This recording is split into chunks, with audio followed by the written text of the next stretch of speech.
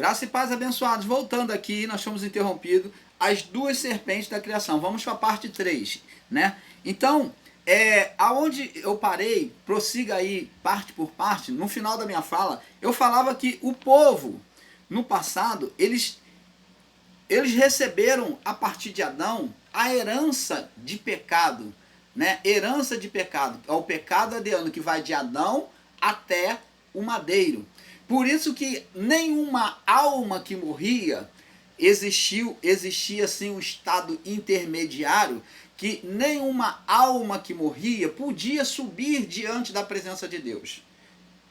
Somente a partir da ressurreição de Cristo é que essas almas estariam com Deus, diretamente. Até então, essas almas morriam e ficavam em um estado intermediário, chamado seio de Abraão, conhecido pelos judeus. E Cristo divulgou abertamente este lugar como paraíso. Paraíso. Ou os hebreus consideraram abrigo de Abraão. Mas Cristo falou que era o quê? Paraíso. Porque as almas dos justos, dos santos, iam para lá. E dos ímpios ficavam no inferno, no tormento, no suplício lá. Né? No calor, recebiam o calor ali do suplício. Até o julgamento para o fogo do eterno. Então, abençoados, nós vemos então que essas almas não podiam subir, porque estavam em estado de condenação, né? Estavam em estado de condenação, essas almas. Agora, nós vamos estar aqui mostrando para vocês que o Espírito de Cristo, quando está na cruz, ele fala assim: Pai, Deus meu, por que me desamparaste? Né? Então, ele toma o pecado do mundo para tirar o estado de condenação adriana do mundo. Então, ele toma o pecado de todos, na criação de todos, não só os que existiram, mas os que viriam a existir, porque o seu sacrifício é uma vez para sempre. Ele exerce o sacerdócio uma vez para sempre. Se ele exerce o sacerdócio uma vez para sempre, significa dizer que seriam para os que viriam após a cruz. Então, o ensino perfeito é este. Não adianta negar e dizer que o sacerdócio de Cristo acabou. Não. O reino de Deus permanece, o sacerdócio de Cristo permanece para sempre. Você está entendendo, abençoado? Então, abençoados, vamos entendendo. O que acontece agora, abençoados, é que é retirado o pecado, né? Cristo toma o pecado do mundo e esse estado de condenação, ele se coloca como amaldiçoado, e então ele entrega o Espírito. Como que ele entregou o Espírito? Ele entregou o Espírito a Deus de forma perfeita, porque o Espírito, a alma dele, foi perfeita em todos os seus caminhos.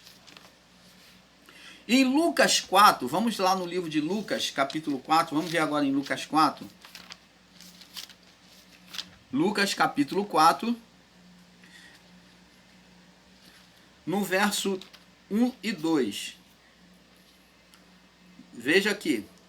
E Jesus foi cheio do Espírito Santo e voltou ao Jordão e foi levado pelo Espírito ao deserto. E foi tentado pelo diabo, e naqueles dias não comeu coisa alguma, e terminado eles, finalmente teve fome.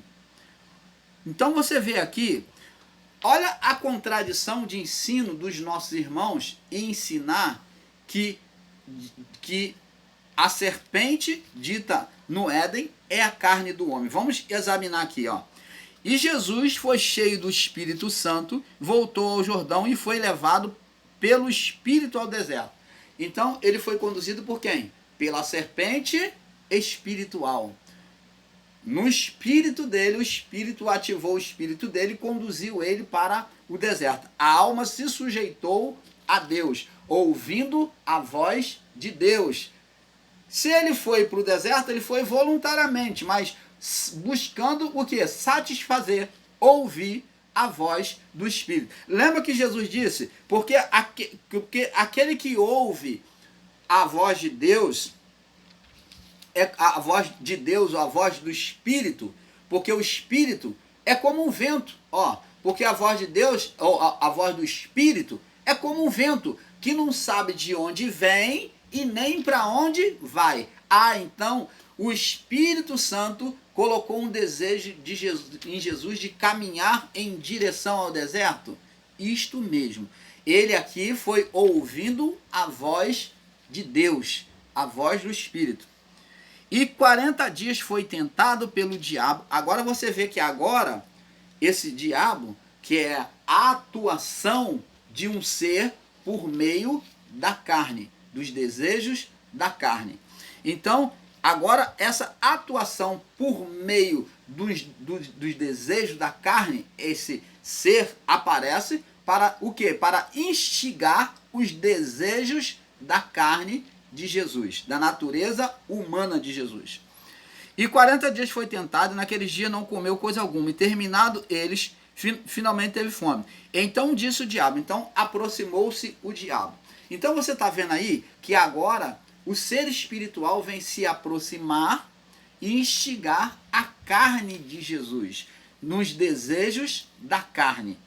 Os mesmos desejos que Adão tropeçou, é justamente os mesmos desejos que esse ser espiritual vem instigar Jesus.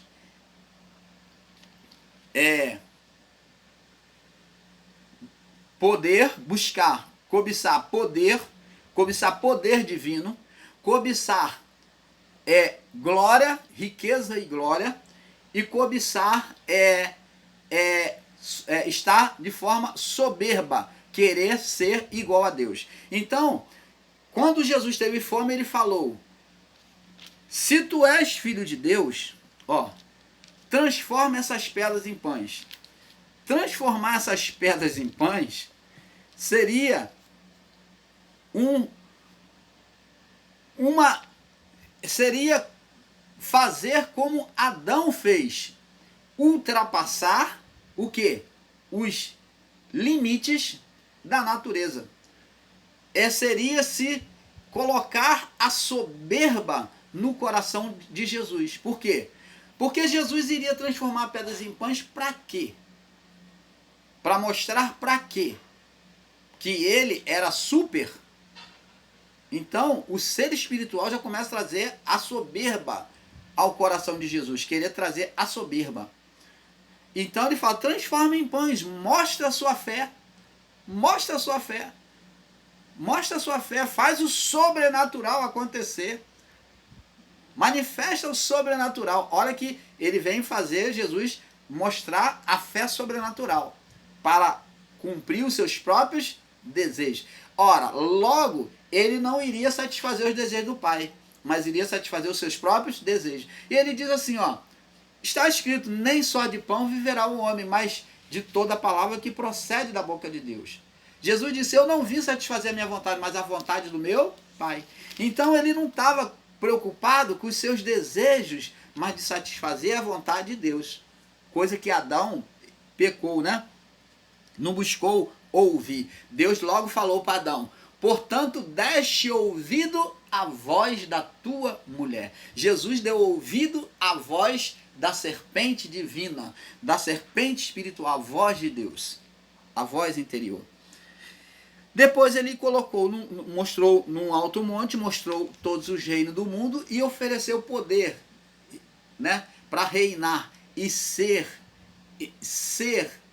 igual a Deus. E foi coisa que o anjo querubim, que estava sobre Adão, cobiçou e desejou ser igual a Deus. E Jesus falou, somente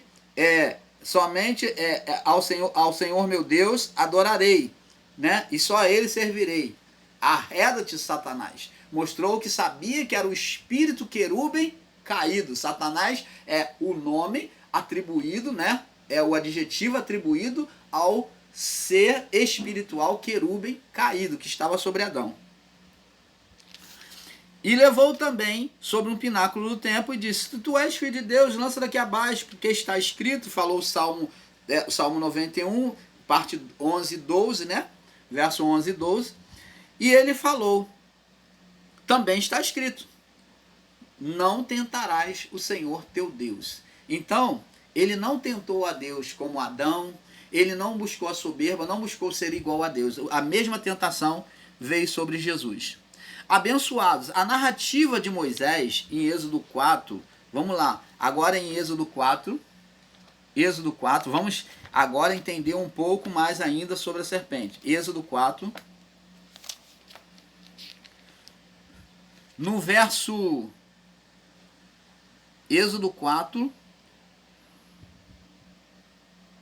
no verso 1 e 2, não, do verso 1 ao 4, diz assim: então respondeu Moisés a Moisés e disse: eis que não me crerão e nem ouvirão a minha voz, porque dirão, o Senhor não te apareceu. Isso foi quando Deus mandou Moisés ir diante de Faraó, pedir para deixar o povo e adorá-lo. Verso 2. E o Senhor disse-lhe: o que é isso que está na tua mão? Observa bem, abençoados. Observa com sensibilidade agora. Vamos entender que a vara, ela passou a ser a representação da palavra de Deus. Então, aqui no episódio de Moisés, Deus já mostra isso. Começa a mostrar isso.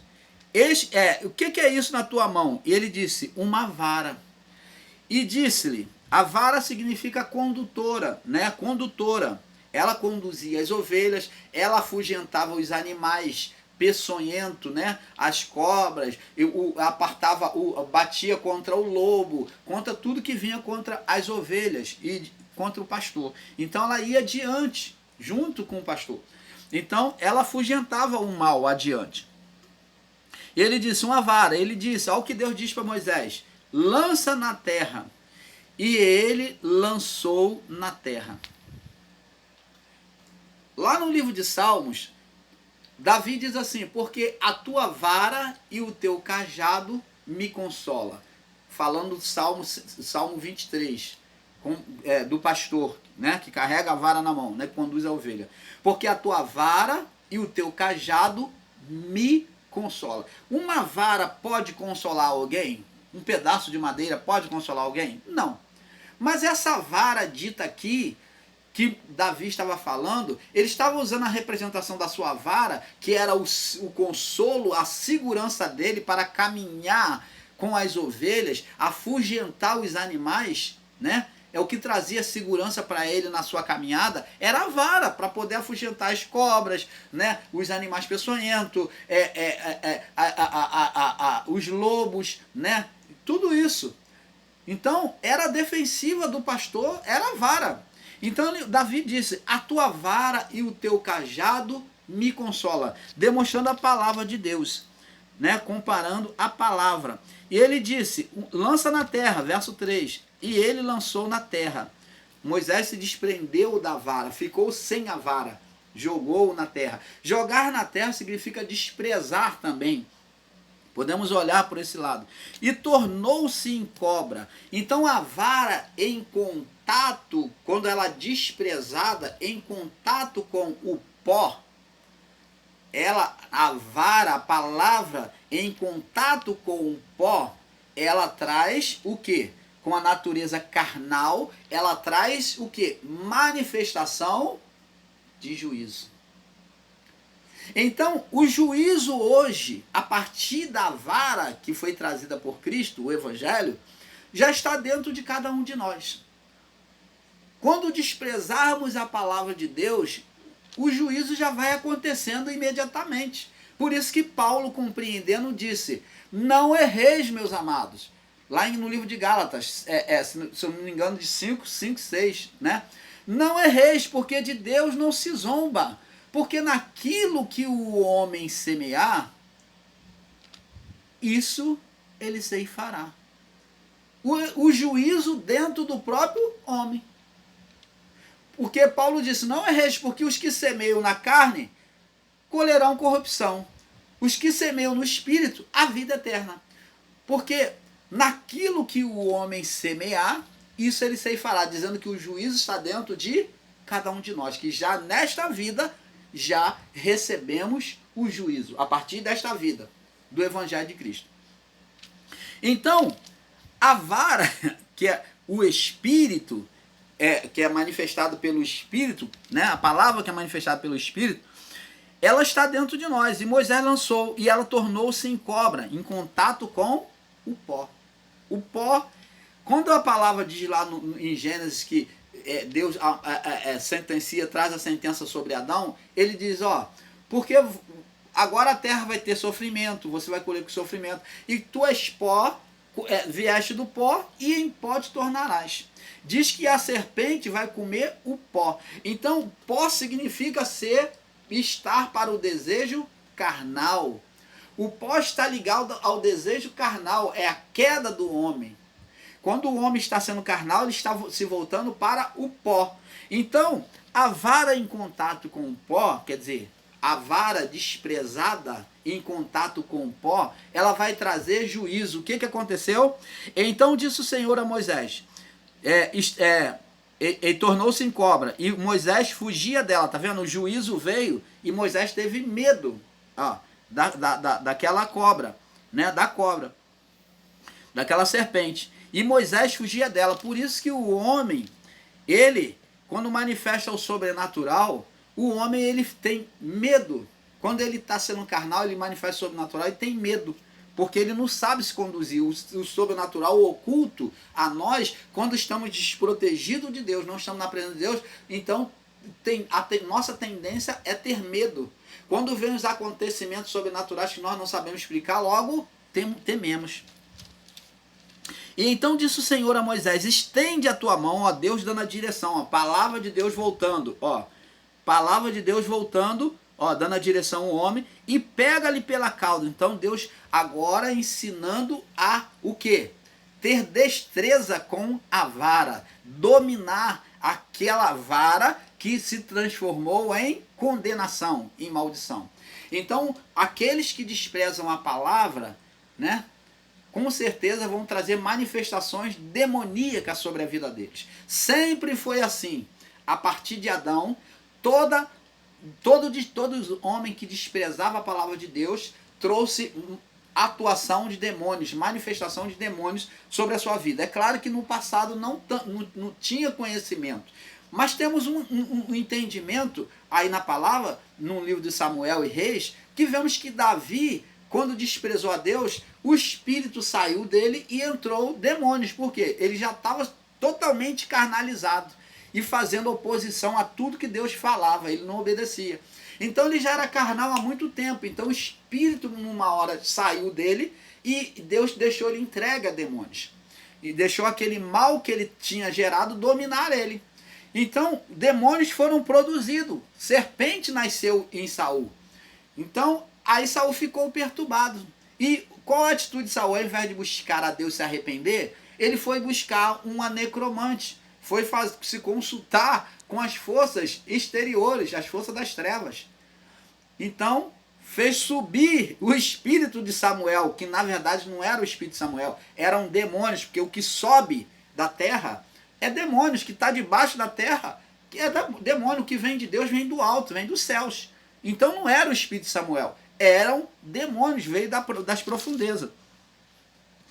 Então disse o Senhor a Moisés, estende a tua mão, olha Deus ensinando, quem ouve a voz de Deus, vive sob a direção de Deus, domina o mal, e pega-lhe pela cauda, a cauda significa o quê? O domínio no final, de Adão até a cruz, ou até o madeiro, o mal seria dominado.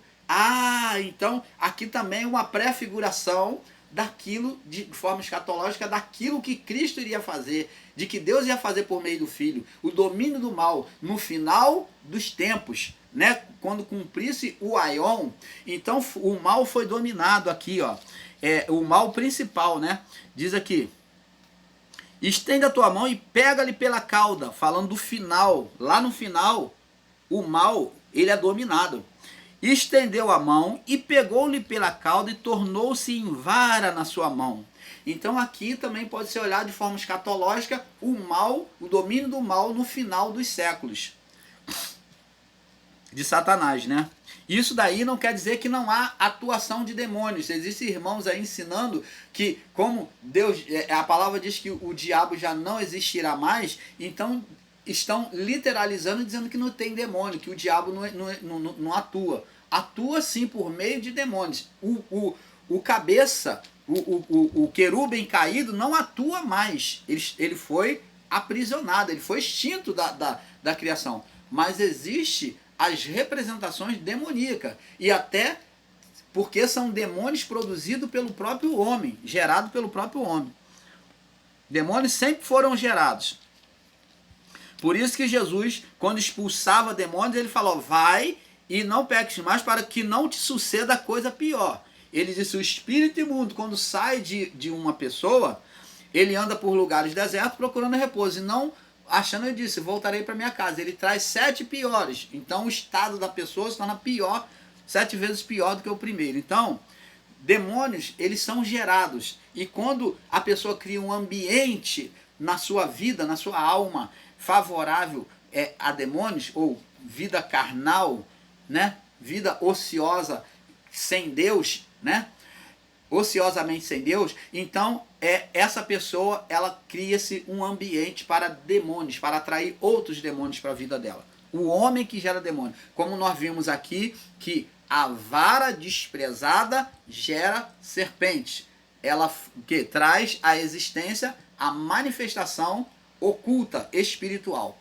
Então, toda vez que uma pessoa despreza a palavra, ela vai gerar demônios. Vem de forma sobrenatural mesmo, não adianta. É forma sobrenatural, por mais que você não aceite. E não tem como você explicar.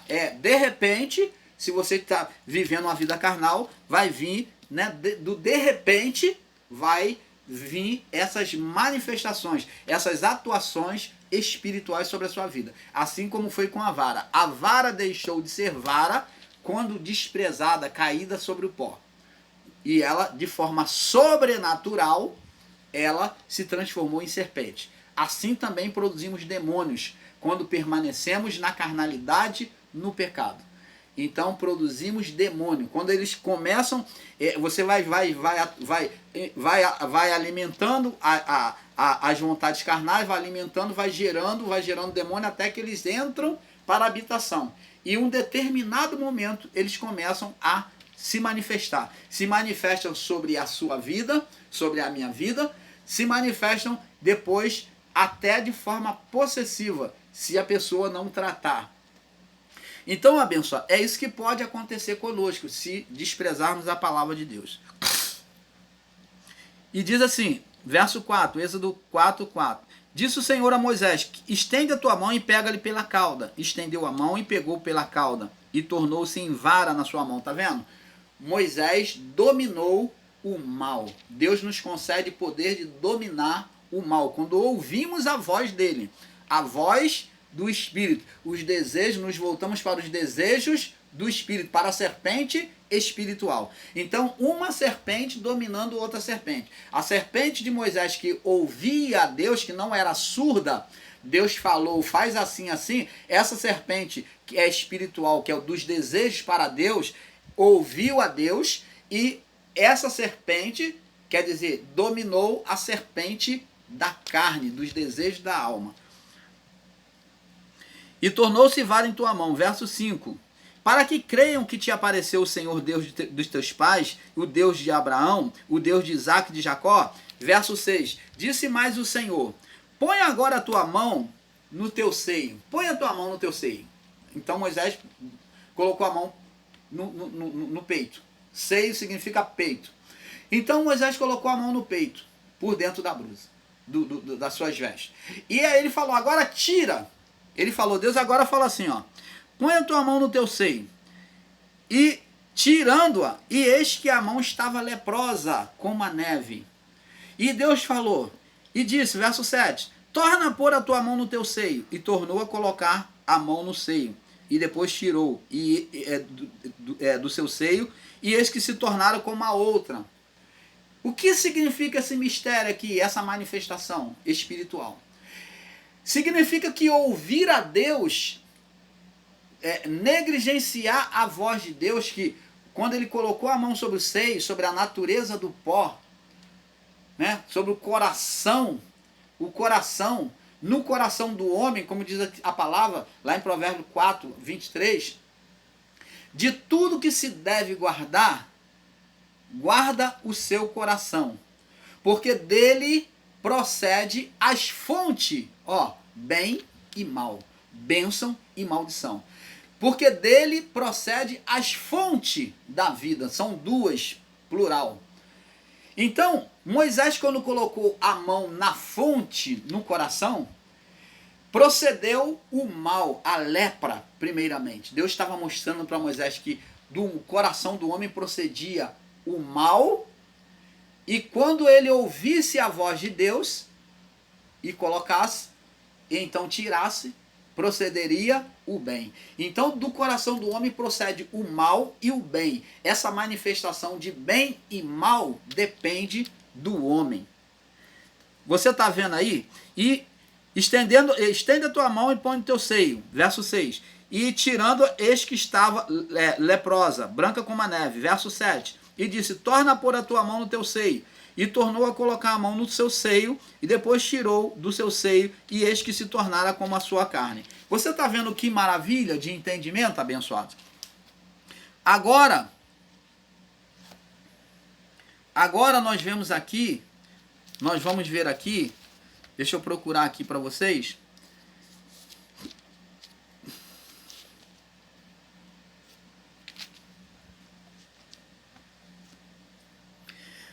Aos que ensinam de forma literal serpente como a carne do homem, explica isso aqui para nós. Você, ensinador em graça, que ensina de forma literal a serpente como a carne do homem, explica isso aqui para nós. Mateus 3,16. Olha só o que diz aqui. Mateus 3,16. E sendo batizado, logo saiu da água, e lhe abriram os céus, e viu o Espírito de Deus descendo como um pombo vindo sobre ele. Quem é que estava sendo batizado aqui? Quem é que foi lavado na água? Foi a serpente? O corpo de Jesus era a serpente? Se foi lavado, se foi se submetido à água? E o Espírito de Deus veio sobre quem? Sobre a serpente? Que vocês ensinam aí de forma literal? Diz aqui, e eis que uma voz do céu dizia, este é meu filho amado em quem me comprazo. E aí, abençoados? Que ensino é esse de serpente de forma literal? Agora, em 2 Coríntios, vamos agora sobre a palavra de Paulo, que eles tanto usam como desculpa, como escape, né? Eles buscam fazer conjectura em cima das palavras de Paulo, né? A conjectura é sempre feita em cima da palavra de Paulo, né? Eles não sabendo empregar o tempo, né? 2 Coríntios, capítulo 11, no verso 3. Diz assim. Olha o que Paulo disse aqui, acerca de como a serpente surgiu.